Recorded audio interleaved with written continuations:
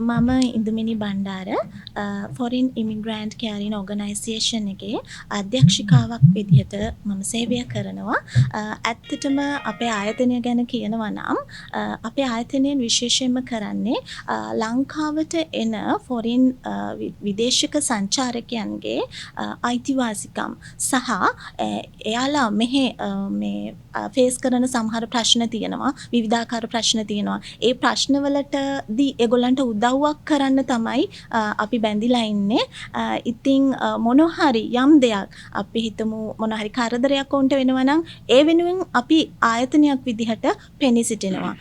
ඉතින් මීට පෙර යුක්‍රේන් රෂියා මේ යුද්ධය තියෙන වෙලාවේ යුක්‍රේන්ස්ලා ලංකාවේ හිර වෙලා හිටියා 1800ක් පමණ. ඉතින් ඒ 1800ම එකතු කරලා ඒගොල්ලන්ව දකුණු පළාතේ විච් හොටෙල් එකක තියලා ඒගොල්ලන්ගේ කෑම බීම ඔක්කොම සපයලා එයාලට අවශ්‍ය සෑම පහසුකමක්ම සපයලා ඒ කාර්යය මාස එකහමාරක් පුරාවටම ෆොරින් ඉමිග්‍රන්ට් කෑරින් ඕගනයිසේෂන් ආයතනය මගින් තමයි අත්තට මේ සියල්ලම සිදු කරේ. ඉතින් ඒ වගේම මේ සිදුවීමේදී මීට සති දෙකකට කලින් මිස්ටර් ඇලෙක්ස්ගේ හදිසි ඇත්තටම අනතුර මිය යෑම ගැන කතා කරොත් එහෙම ඒ සම්බන්ධව ඔහුගේ පවුලේ සමාජිකයන්, ඔහුගේ සහෝදරයන් දෙදෙනා සහ සහෝදරිය ලංකාවට ඇවිල්ලා ඉතින් අපේ ආයතනයෙන් ඉල්ලීමක් කළා ඔවුන් වෙනුවෙන් සාධාරණයක් ඉෂ්ට කරන්න කියලා. ඉතින් අපේ අරමුණ තමයි ඇත්තටම ඔවුන් වෙනුවෙන් කතා කරන්න අවස්ථාවක් සලසා දීම. මොකද විදේශිකයන් විදිහට ඔවුන් ලංකාවට ආවහම මෙවැනි සිදුවීමකදී ඔවුන් ඉතාමත්ම අසරණ වෙනවා. ඔවුන් දන්නේ නැහැ මොකක්ද කරන්න කියලා. ඉතින් අපි කරන්නේ එකම දේ ඔවුන්ගේ ඉල්ලීම උදෙසා අපි අවස්ථාවක් සලසා දීමක් පමණයි. ඉතින් ඔවුන්ට කතා කරන්න සහ ඔවුන්ගේ අදහස් ප්‍රකාශ කිරීමට තමයි මේ අවස්ථාව අපි විසින් සලසා දෙන්නේ.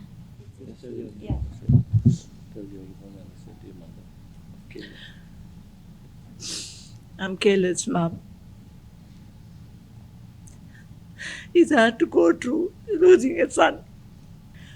I want the president to take action about my son, what they did to my son. It's hard to go through all this. Please try to do something. I want to take this to justice. I can't bear up losing my son. Thank you very much. Hi, my name is Charlene. I'm the oldest sister. My little brother is dead. My family will never be the same again. My brother was the most compassionate, loving, kind human being. Always had time for his family, not only his family, to everyone else around him.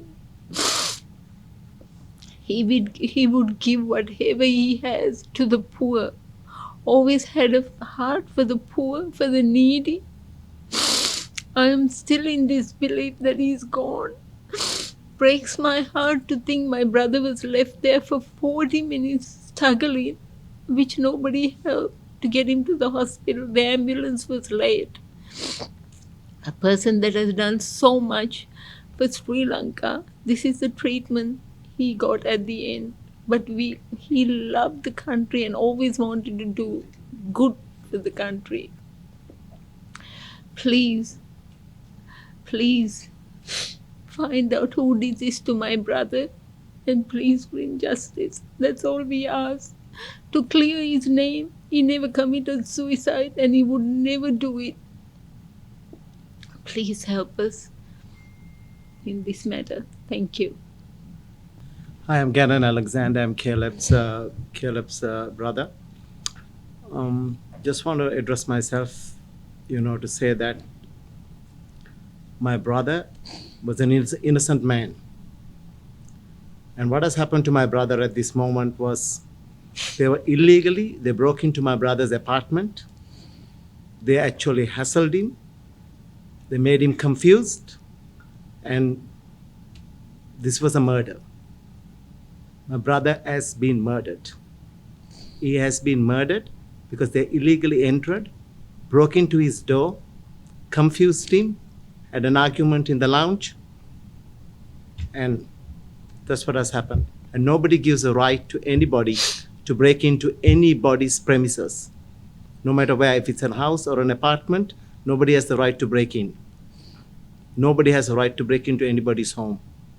So he was hassled, illegally broke in, and he was murdered.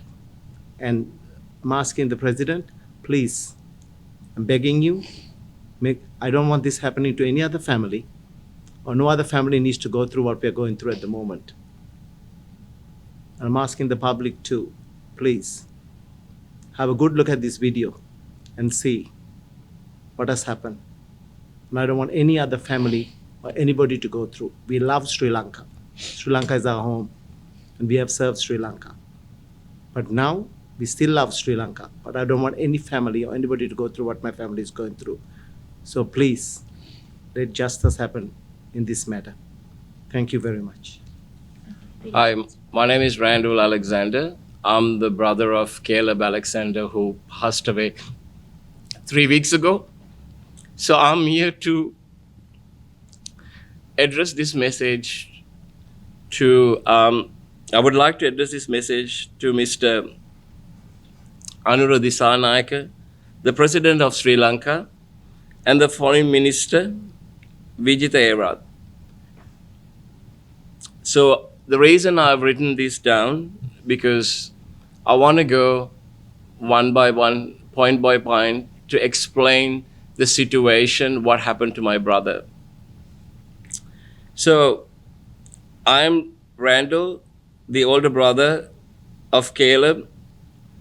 We were born in Sri Lanka, but we migrated to Australia at a very young age. Since then, we called Australia our home.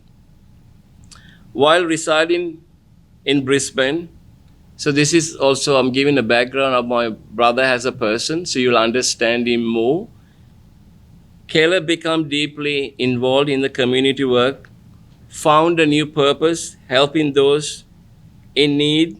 This include, but was not limited. He was helping the orphans, the elderly, and the disabled people. Eventually, Caleb decided to go back to Sri Lanka.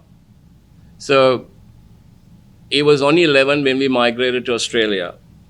I remember asking him why, and he said, I want to go back to his mother country, Sri Lanka, to help the needy.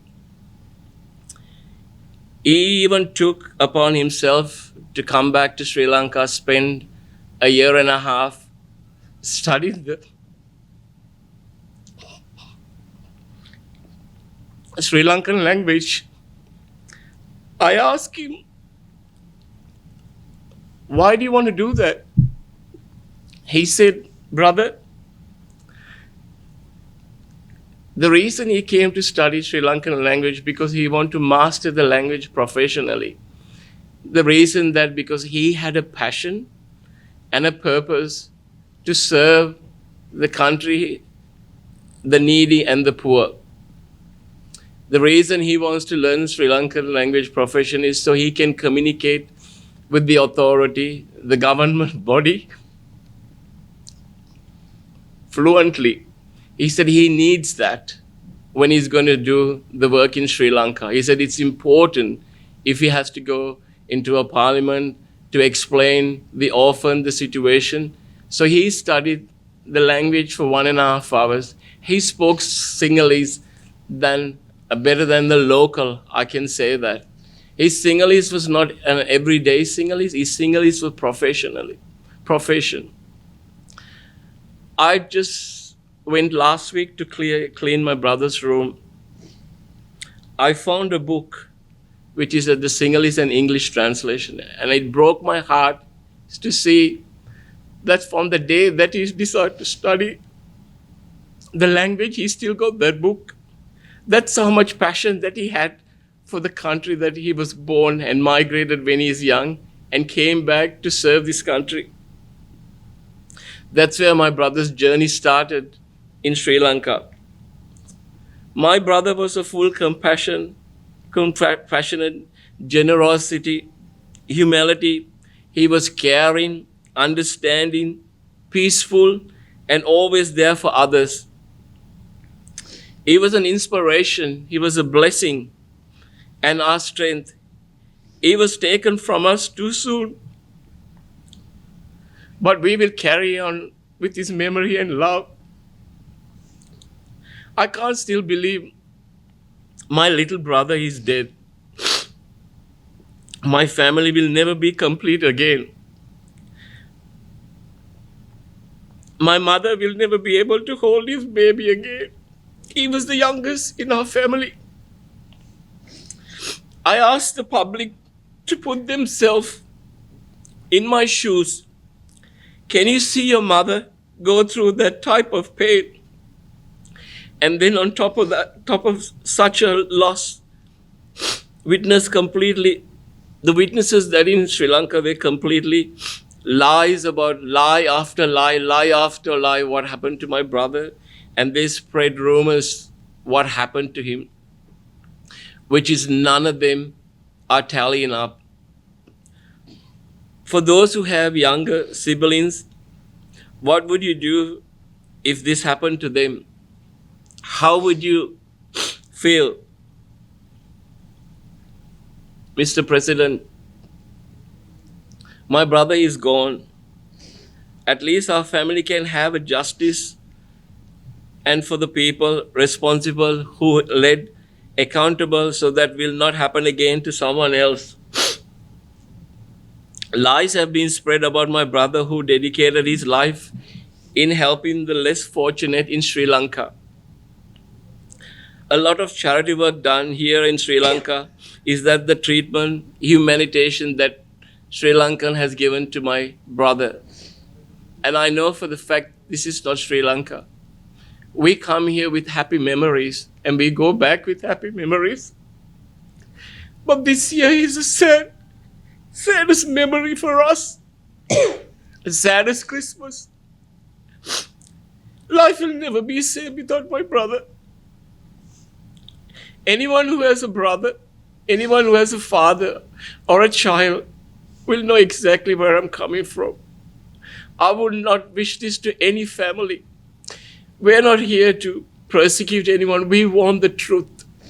We want the justice. We just want the exact truth. Everyone is just hiding. Everyone is giving false information, but the truth is not revealed. Everyone is covering up for each one. The police, the Kalpiri police, Cinnamon Grand, Crescat, everyone is covering it up. My brother Caleb fell from the 7th floor apartment balcony as a result of being victim of a physical altercation initiated by the traffic police and others who broke into his apartment without his permission. As a result, in this, life-threatening injured, and he died. OIC Dushman report says it was revealed that this person had jumped out of the 7th floor while shouting in quarrelsome manner, in abnormal madness, and committed suicide. Many have seen the video. What happened that morning? Do people jump backwards? This video proves that he didn't jump and that he was not shouting while he fell. So from that sentence alone, we can see that the report contains lies. This is from the police, OIC, Kalpiti, Mr. Dushman. Additionally, I like to dive into the timeline leading up to his death that morning. According to the hospital report, my brother died at 9:45 a.m. Tracking back, he was in hospital approximately entered time that begins at 9 a.m. After he fell, they left his body lying in the grass for 30 to 40 minutes. Yesterday, we were going to get my brother's toxicology report, and there was a taxi driver who drove us to the report. And he asked us a question, are you related to this person? And we said yes. And he said, oh my God, sir, this was a poor innocent man. His name is Asoka, the driver. And I asked Asoka, tell us the story. He said, this man was killed in vain. He was murdered. He was pushed down. He never fell. He said, I saw this person, my brother, at 8 a.m. in the balcony. He was walking up and down. He was talking. He said there was no threatening. There was no anything that he's going to jump or do anything. He was minding his own business. And maybe we didn't know what was going on. He was talking really loud. Now, everyone in human life, they all have bad days. You might have a bad day at work. You might get a phone call, all that kind of thing. So that doesn't mean that he's going to jump. So he said he saw my brother for 1.5 hours there, and he looked, and he said, look, it was peaceful. He was talking. We don't know what was going on. And he went to the reception, and he came back out, and then someone said, sir, Mr. Caleb has fallen. Now, my brother fell down there. Let me ask you a question. As Sri Lankans, I know we'll never do this. My brother was laid down there for 30 to 40 minutes, shaking his head on the ground and the grass. This is what the driver told us. He said he was alive. He was shaking his head. And the police just arrived, and they were waiting for the ambulance. And he said, sir, I could have taken in the hotel car. There was three-wheelers. Three-wheeler would have put him and taken him to the nearest hospital. But they didn't give us any orders. Your brother was lying there for 30 to 40 minutes, shaking, and he's still alive. By the time ambulance came, it was 40 minutes. Now, if you got a human heart, as your own son, doesn't matter with your son or brother or anyone, you will jump and help. But how could they leave him there lying? Alive. He's still alive. They could have saved him. Yes, he would have been some brain damages.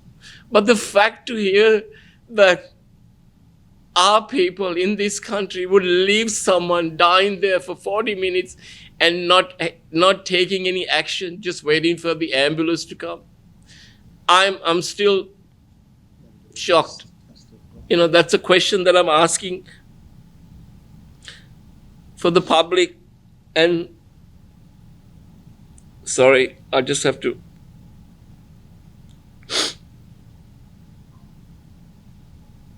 Can you imagine how we're feeling as a family? And not just my family, it could happen to any family, anyone, through across any other country or Sri Lanka, anywhere. Crescat is, Crescat is very central location in Sri Lanka. How does it take to 30, 40 minutes for an ambulance to arrive in a patient with life-threatening injuries? It is not acceptable. This brings us to 8:30 a.m. The police entered into the apartment at enter time approximately 8 a.m. Police said he was screaming in his balcony. As a family, we would like details. How long? What was he screaming?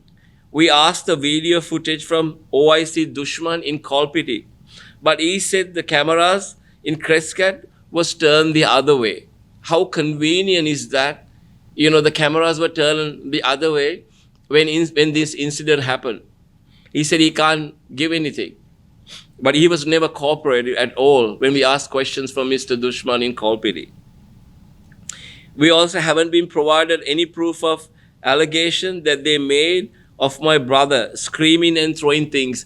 I asked a question from the administrator, Mr. Basil, who went into my brother's room with the 2 traffic police and also with the security, the head of security in Cinnamon Grand and a maintenance guy. I asked him, you're claiming that my brother was throwing things and doing all this. What proof have you got? Can you show me anything? He didn't say a word. So that also you can say that he was lying. And I asked even the taxi driver, I asked the 3-wheeler, They said, no, he didn't throw anything, sir. The only thing we found is his pair of short maybe fallen from the breeze. If there is no proof of evidence provided, how can we believe their words, especially when OIC's Dushman police report that he sent an Australian government contains lies, as I explained before. This shows that OIC has not fear in covering up, doesn't have any fear of covering up any information, and will go to the extent to lie internationally outright. Without proof, we ask question, what gave the traffic police, Crescat employees, the right to enter to my brother's apartment without this permission? A traffic police officer told us that my brother was screaming extremely. The police has provided us as family with completely misleading information and outright lies. Mr. President, all I'm asking and the Foreign Affairs, please help our family to bring justice. These people who caused my brother's death, this is a manslaughter. OIC Dushman lied and report provided to Australian authority. This is a man that led his team. Is this the example that is setting them following, lying and covering up? Also, the Cinnamon Grand security manager, the administrator Basil from Crescat, also had lied about my brother's death. All I'm asking is the truth. We know he did not commit suicide. We would like a request of formal investigation of my brother Caleb's death. So that's the only thing that we're asking. We're not here to, shake the whole. We just want the truth, just the absolutely truth. What happened to my poor brother? The man who served since 2004. He came here during tsunami. I'll give you an example. When the tsunami happened, when he had the passion, we packed 110 boxes. We came and containers, 5 or 10 containers, about 5 lorries full. We went throughout Trincomalee, Puttalama, gave food, clothing. Since 2004, my brother had that passion for Sri Lanka, helping communities, helping churches, helping temples, helping education, helping the cancer hospital, all that. And look what happened to him. We really are seeking help from the government, from our president, from the Foreign Affairs. Please investigate and give us the answers, give us the truth. That's my request. දැන් චෝදනාව බරපතල චෝදනාවක් නේ. මේක කෙලින්ම murder එකක්, මිනි මැරුමක්. කොහොමද එහෙම එකපාරටම කියන්නේ? මේ බරපතල චෝදනාවක් කොහොමද එකපාරටම කියන්නේ? They're asking that your complaint, this is a murder. Yeah. How did you say like that? It is a very serious word. Yeah. So how did you The say most important thing I want to address is because they broke in illegally to his apartment. For us, nobody has a right to break into anybody's home illegally. He could be in the balcony, not even 1 hour, 2 hours, 3 hours. All he did was praying in the balcony. They just broke in illegally. Just because they saw somebody in the balcony praying for 1 hour, 2 hours, what gives them the right to break in? So that's what I want to address. Breaking in illegally, disturbing him, and confusing him, and leading into this problem. That's the most important thing I want to address at the moment. විනාඩි 45ක් එම ස්ථානයේ වැටිලා හිටියයි කියනවා. එතකොට කොහොමද තහවුරු කරන්නේ? කොහොමද මේගොල්ලන්ට සාක්ෂි ලැබිලා තියෙන්නේ? ඔහු විනාඩි 45ක් ජීවත්ව හිටියයි කියන්නේ. Yeah. So they asking that after he fallen on the ground, he was there alive within 40 and 45 minutes. So then do you have evidence if it is alive with 45 minutes? And Yes. how did you get Yeah. that evidence? So yesterday, when I went to get the Don't give names. toxicology, the hotel driver took us to get the report. Then the hotel driver asked us, "Are you related to the sir that fell off?" And I said, "Yes." He said, "Sir, this is the story he gave." He said, "I saw the sir in the balcony at 8 a.m. From 8 a.m. to 8:30 a.m., he was talking and he was walking up and down the balcony." Right? He said, but there was no signs that he was going to commit suicide or jump from the balcony. He said, if anyone is going to do that, you will do that within 1 minute or 2 minutes, not for 1.5 hours. So he said he saw Mr. Caleb, my brother, in the balcony. So then he went to the hotel reception and he came back. Then he said, his friend said, Mr. Caleb Alexander is already jumped. So he quickly ran to see my brother. And he saw my brother, this is a hotel taxi driver, he saw my brother was lying on the grass, alive, shaking his head, and that went on for about 30 to 40 minutes, exactly in the same area, and they were waiting for the ambulance. He said, I can guarantee the time. It took nearly 30 to 40 minutes for the ambulance to come. This man is alive. I saw to my eyes. I was there on duty. He was in the balcony. He fell, and he was still alive. And he was still alive there, lying on the grass till the ambulance comes. So that's our proof. And the other thing also, we are asking what proof that we've got, why are we coming to this conclusion? Let me tell you a few things. Now, last week we were in Cinnamon Grand. We asked the Cinnamon Grand hotel manager security to provide some information like the footage of my brother here and there when he gets off in front of Crescent. So they provide us a CD, right? And we saw the CD. They provide, and the security manager was with us, so friendly, saying we can help you, we'll give you that. Very friendly, very helpful. That was last week, right? Today, one of the guys who work at Cinnamon Grand, a waiter, told my brother, this security manager was at the scene in my brother's room when he fell. Now you see the lies. A week ago, he was with us, but he didn't say anything, right? And today he's with us. We are questioning him and asking, were you there at the scene? And he was saying, I was there. But again, he said, no, I was not there. I was there before the door broken. No, I went in when the door was broken. But the week before, he was with us. He was helping us to do research, but he didn't say a word. Soon as this information came out from a guy who was working there, then he was sweating, he was stuttering, he was shivering. He didn't know what to do. Then he was starting to say, yes, I was there. So these are all lies, from the security, from the administrator. Everyone is trying to cover up. The man was okay last week, but today he said he was there. So now you can understand exactly where we're coming from. Everyone is trying to cover each other. Short and sweet. So that's what exactly the conclusion that we brought. This is exactly, and the other thing, let me tell you, he's my brother. Okay, my brother has done so much charity work in Sri Lanka and overseas. I'm thinking of exactly the way my brother thinks. My brother doesn't like the media. My brother doesn't like the police. That doesn't mean like the police. He doesn't like to be seen because he is a public figure. He helped the charities because he said, Randy, if there is any issues within families or friends, he doesn't want to be there because he will try and avoid to be on the television because there's young people who's looking up to him. So when the police came in, charging into his room, what he was thinking, what's going on here? Why are they here? He was scared. He was retaliated. He was aggravated. Confused.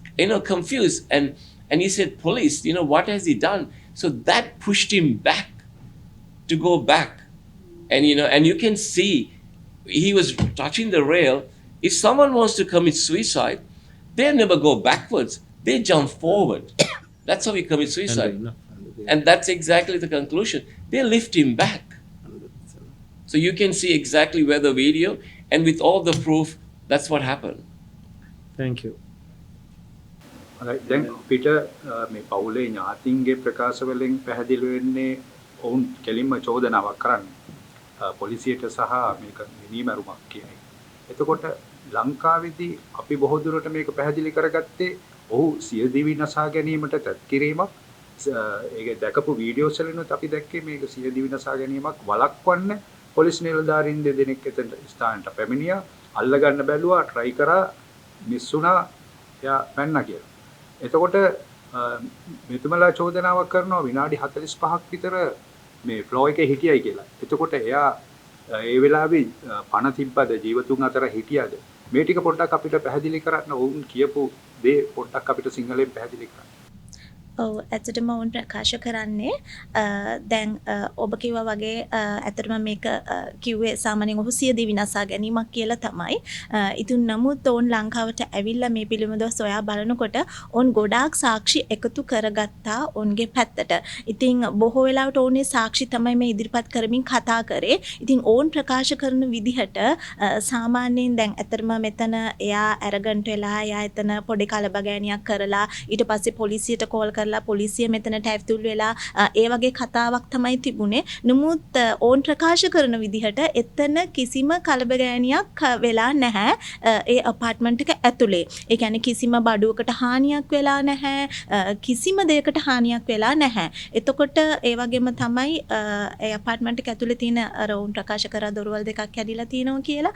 ඉතින් ඒක සාමාන්‍යයෙන් එක පුද්ගලයෙකුට කඩන්න පුළුවන් එකක් නෙමෙයි ඇත්තට.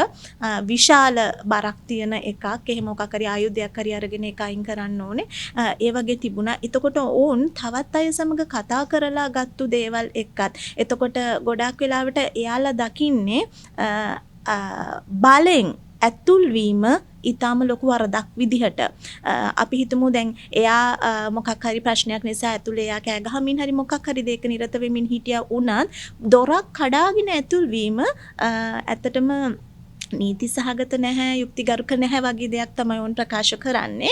ඊළඟ කාරණාව තමයි විශේෂයෙන්ම ඒගොල්ලන්ට ගොඩාක් අර මානුෂිකව අපි වුණත් ගත්තොත් එහෙම නේද? දැන් සාමාන්‍ය ශ්‍රී ලාංකිකයන් හැටියට පාරේ කෙනෙක් හැප්පිලා හිටියත් අපේ ලංකාවේ මිනිස්සු ටක් ගාලා අරගෙන ගිහිල්ලා ත්‍රිවිල් එකක හරි දාගෙන ඒ මනුස්සයව හොස්පිටල් එකකට එක්කගෙන යනවා. ඒක තමයි අපේ සංස්කෘතිය. ඉතින් මෙතනදී විනාඩි 40ක් 35ක් වගේ අතර කාලයක් ඔහු වැටිලා ඇත්තටම ඔවුන් කියනවා ඔහු ඇත්තටම පණ තිබුණා. ඔහු මිය ගිහිල්ලා තිබුණ නැහැ. ඔහු ඔළුව හොලවමින් දඟලමින් ඉඳලා තියෙනවා විනාඩි 40ම.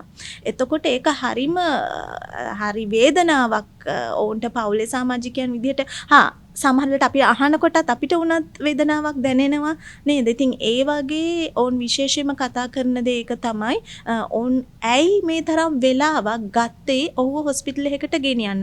එතකොට ඔහුගේ සහෝදරියා කතා කරමින් කිව්වා ඇත්තටම ගොඩාක් හොස්පිටල් ළඟ තියෙනවා. එතකොට වාහනයකට දාගෙන යන්න තිබුණා. එතකොට ඇම්බියුලන්ස් එකක් මෙතන එන. ඒ වගේම තමයි ට්‍රැෆික් පොලිසිය මෙතන හිටියා. ඒ වගේම තමයි සිනමන් ග්‍රෑන්ඩ් එකේ ක්‍රස්කට් එකේ මැනේජ්මන්ට් එක මෙතන හිටියා. ඒතර ඇයි ඔවුන් මේකට සම්බන්ධ වෙලා මෙයාව හොස්පිටල් එකකට ඉක්මනින්ම අරගෙන යන්න කටයුතු කරේ නැත්තේ කියන කාරණා තමයි ඔන්න ඉදිරිපත් කරන්නේ.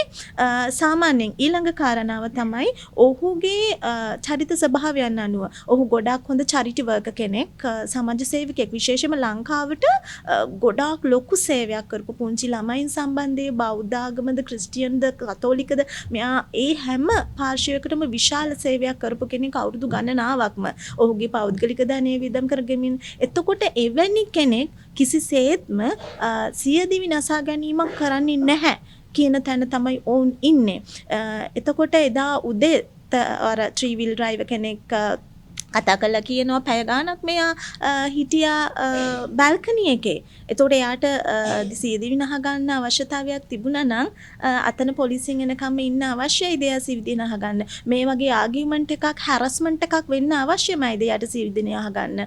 එතකොට ඒගොල්ලෝ කියන විදිහට මෙතන ඒ වගේ ස්ට්‍රගල් එකක් වෙලා තියෙනවා නම් ඒ බඩු විනාශ වෙලා ඒ වගේ දේවල් වෙලා තියෙනවා. ඉතින් ඒ කිසිම දෙයක් වෙලා තිබුණ නැහැ කියන එක ඕන ඉදිරිපත් කරනවා. ඉතින් එවැනි කරුණු අරගෙන තමයි ඔවුන් දැනට මේ දේ කියන්නේ මේක සියදිවි නසා ගැනීමක් නෙවෙයි කියලා. සෑහෙන පැහැදිලි කර ගැනීමක් කිරීමක් කරා. නමුත් ඔවුන් ජනාධිපතිතුමාටත් මේ ගැන මේ අවසන් ඕනේ කියනවා. නමුත් ඔවුන් බලාපොරොත්තු වෙන්නේ මොන වගේ විමර්ශනයක් සිදු කරන්න ඕනේ කියලාද?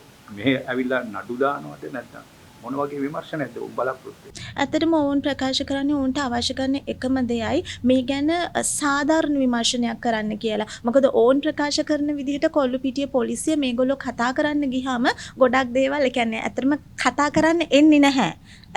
හැරිලා යනවා. ෆේස් කරන්නේ නැහැ. අන්න ඒ වගේ දේවල් ඔවුන් ප්‍රකාශ කරනවා. එතකොට ඇයි එහෙම කරන්නේ? එතකොට මේක සම්බන්ධයෙන් මීට වඩා සාධාරණ විමර්ශනයක් කරන්න කියලා යෝන් ඉල්ලන්නේ රජයෙන්. ඒ වගේම ඔවුන්ට ඇත්තටම කියනවා නම් ඔවුන්ට වෙන බලාපොරොත්තුවක් නැහැ. ඒගොල්ලෝ පැහැදිලිවම කියනවා තවත් කෙනෙකුට මෙවැනි සිදුවීමක්, මොකද ඒගොල්ලෝ සහෝදරය වශයෙන් පවුලක් වශයෙන් ලොකු බැඳීමක් තියෙන කට්ටියක්. නමුත් තවත් කෙනෙකුට මෙවැනි සිදුවීමක් නොවන්න, විශේෂයෙන්ම විදේශිකයෙක්, ලංකාවට සේවයක් කරපු විදේශිකයෙක්. එතකොට එවැනි දෙයක් සිදු නොවෙන්න වග බලාගත යුතුයි කියන තැන තමයි ඒගොල්ලෝ ශ්‍රී ලංකාවේ රජයට ඉදිරිපත් කරන්නේ. මීට වඩා විමර්ශනයක් අවශ්‍යයි කියන එකයි. සති 3ක වගේ කාලයක් ගිහිල්ලත් ශ්‍රී ලංකාවේ සියලු දෙනා දැනගෙන හිටියේ මාධ්‍ය පවා ඔහුගේ සියදිවි විනාශා ගැනීමක් වළක්වන්න, ඔහු බේරගන්න ගියයි කියන එක පල්ලෙහාන් ඉන්න අයගේ මේ ෆෝන් එකකින් ජංගම දුරකථනයකින් රෙකෝඩ් කරන එක්කෙනත් කියන්නේ ඔන්න පනින්න හදනවා, අල්ලගන්න එහෙම කියන එක. ඒ වගේ අදහසක්. දැන් මේක සම්පූර්ණයෙන්ම කනපිට වෙනවා මේ ශ්‍රී ලංකාව තුලත් මොවුන්ගේ ප්‍රකාශත් එක්ක. මොවුන් බරපතල ලෙස චෝදනාවක් කරන්නේ. එතකොට ඒ අය කතා කරන සමහරක් මේ මාර්ගකානුව මේක ආපු හැටි ගැන අපිටත් ලොකු ප්‍රහෙලිකාවක් වෙනවා. නමුත් මේක ලංකාව පුරත් ආందోලනාත්මක කතාවක් වෙන්න පුළුවන් නේද මේ ඉදිරියේදී? පැහැදිලිවම එහෙම වෙන්න පුළුවන්. සාමාන්‍යයෙන් ඇත්තටම ෆොරින් ඉමිග්‍රන්ට් කෙයාරින් ඕගනයිසේෂන් එකෙන් අපේ කරන දේ තමයි ඔවුන් කතා කරන අවස්ථාවක් ඉල්ලුවා. අපි කරන්නේ ෆොරිනර්ස්ලට මේ රටේ සිදුවෙන යම්කිසි අනතුරක් වෙන්න පුළුවන්, බලපෑමක් වෙන්න පුළුවන්. ඒ මොන දේ වුණත් අපි කරන්නේ පාර්ශවයක පැත්තක් ගන්න එක නෙමෙයි. ඇත්තටම අපි කරන්නේ ඔවුන්ට කතා කිරීමට අවස්ථා සලසා දීමක් විතරයි. ඉතින් මේක ආందోලනාත්මක ප්‍රකාශයක් වෙන්න පුළුවන්. ඉතින් ඒක ඇත්තටම රජයට බාරයි. ඒ වගේම වැඩි විමර්ශනය කරන්න ඒ අංශවලට බාරයි. එහෙම ඒගොල්ලෝ ගිහිල්ලා පැමිණිල්ලක් කරාද දැන් මේ දවස් කිහිපේ මාධ්‍යෙට මේක කියන්නේ ඉස්සෙල්ලා? ඔව්, ඒගොල්ලෝ කොල්ලුපිටිය පොලිසියට පැමිණිල්ලක් කරලා තිනවා. ඒ පැමිණිලි ප්‍රකාශ ඒ ඔක්කොම අපි සතුව තියෙනවා. අපි ඒවා අරගෙන තියෙනවා. ඇත්තටම ඔවුන්ගේ බලාපොරොත්තුවකුත් තියෙනවා මේක CID එකට වගේ බාර දෙන්න. දැන් කොල්ලුපිටිය පොලිසිය තමයි මේ සම්බන්ධයෙන් පරීක්ෂණ කරේ.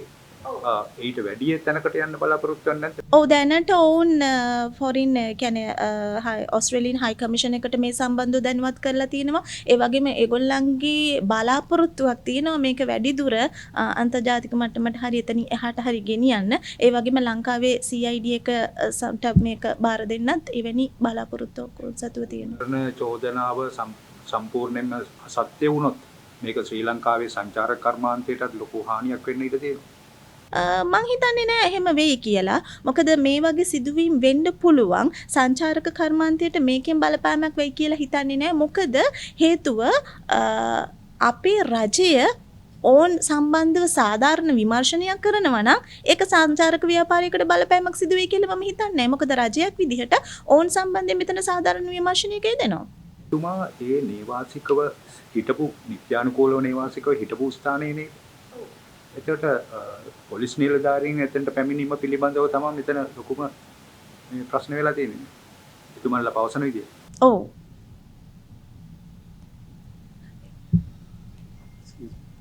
You got to tell the most.